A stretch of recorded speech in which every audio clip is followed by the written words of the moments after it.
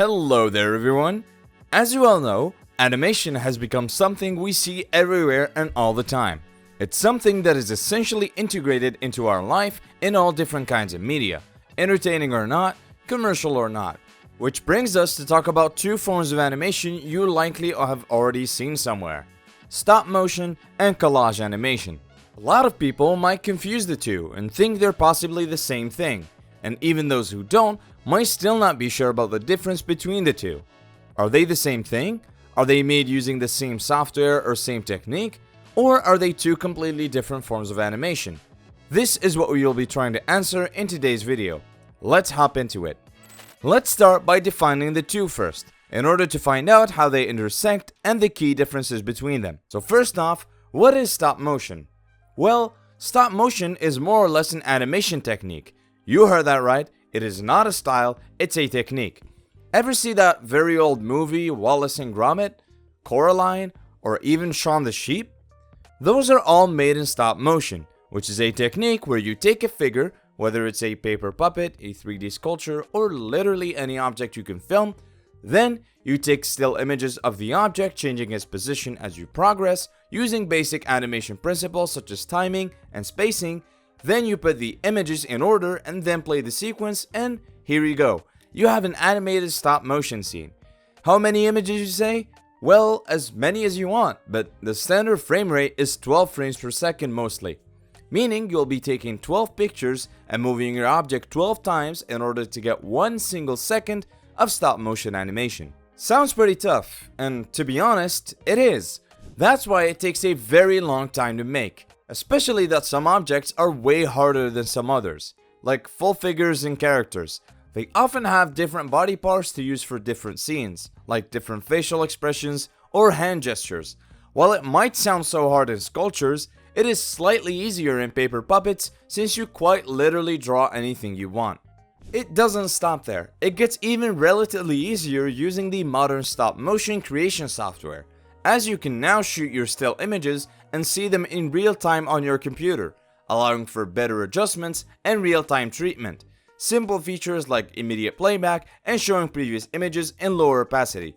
Yes, you're right, just like the onion skin. Some of the challenges that make stop motion hard to create are mostly about the assets.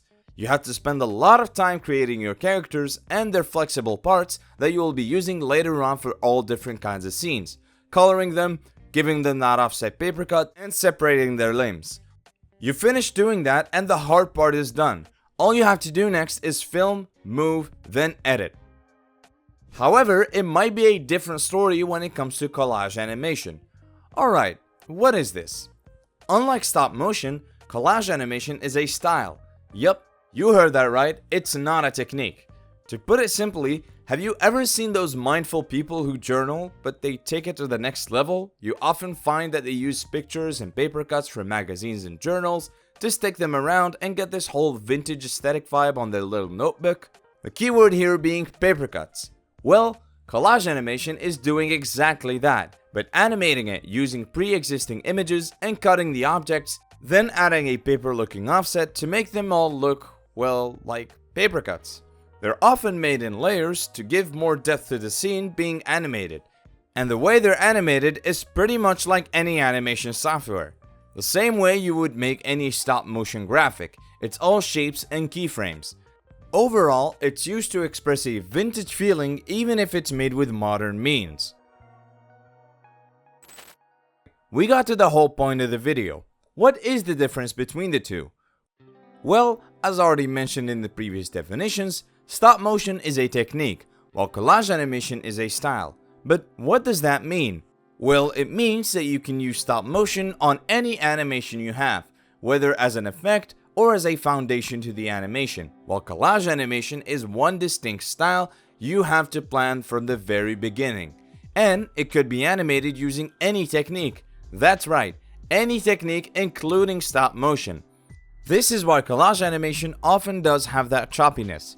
Although it's not necessary and they can be animated in any technique, people use stop motion on collage animation because, well, in addition to the paper cuts and their style, the choppiness adds more paper-like feeling to the overall animation. You can tell by now that stop motion might cause you so much trouble in its creation, shooting the images and moving everything around, while in Collage, you only have to prepare your assets and then import them to your animation software. And despite that some people might say it's important to know animation principles while making the two of them, some would argue that you really need to have a better practical understanding of those principles in order for you to move objects around, at the very least in good quote and quote timing and spacing, which are the most basic animation principles. Now that we know the key differences between the two, we can now go take a look at how they intersect. As we already mentioned, some collage animation use stop motion as their main animation technique, because in addition to the paper cut real life feeling the collage gives, you're able to add more realism by using stop motion and giving that choppy frame by frame sensation to the composition. And it's not just that, you can create digital collage animation and add a stop motion effect, but it's also that you can create it by actually making real life paper cuts and simply shooting a collage style animation in the same stop motion process.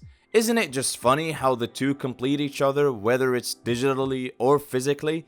The flexibility in the way you can combine the two is just brilliant. Learning them, however, can be a totally different story. Alright, your favorite part of the video. Which is easier to learn? Are they both easy or are they both hard?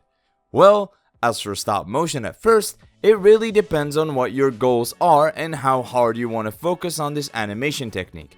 It can be as simple as downloading a mobile app to mess around with a piece of paper and discover what you can or can't do, just as it can be as hard as having to buy a whole new set of equipment along with all the figures, assets, lighting setups, and more. Generally speaking, it shouldn't be so challenging to start creating stop motion animations. What we do know is you're going to spend a good amount of time preparing your assets and learning animation principles to make your videos feel smoother and more real. Collage animation, on the other hand, has a more straightforward learning curve. Because, as we said earlier, it's really more about preparing the cuts you'll be using and the overall layout of your composition. And then, all you have to do is, well, animate. With less theory and more practice, because what you'll really be focusing on is composition and mood rather than nailing realistic motion frame by frame and making it smoother and more time accurate. And even though there are literally mobile applications that can do stop motion, collage animation can be even easier if you already have experience with animation software like After Effects. It'll be the exact same thing except for the kinds of objects you'll be animating. With that said, we highly believe that collage animation would be simply easier to learn. But again, it depends on your goals and the complexity of the pieces you want to animate. If you've been watching previous videos of ours, then you know we've always been encouraging about learning all the different techniques, styles, and software in order for you to find out what you're most comfortable with. And this case is not going to be any different. We hope the knowledge we provided regarding both stop motion and collage animation were enough to get you to start experimenting with one, or why not the two of them. This was everything for today's video. We'll be happy to see you again soon.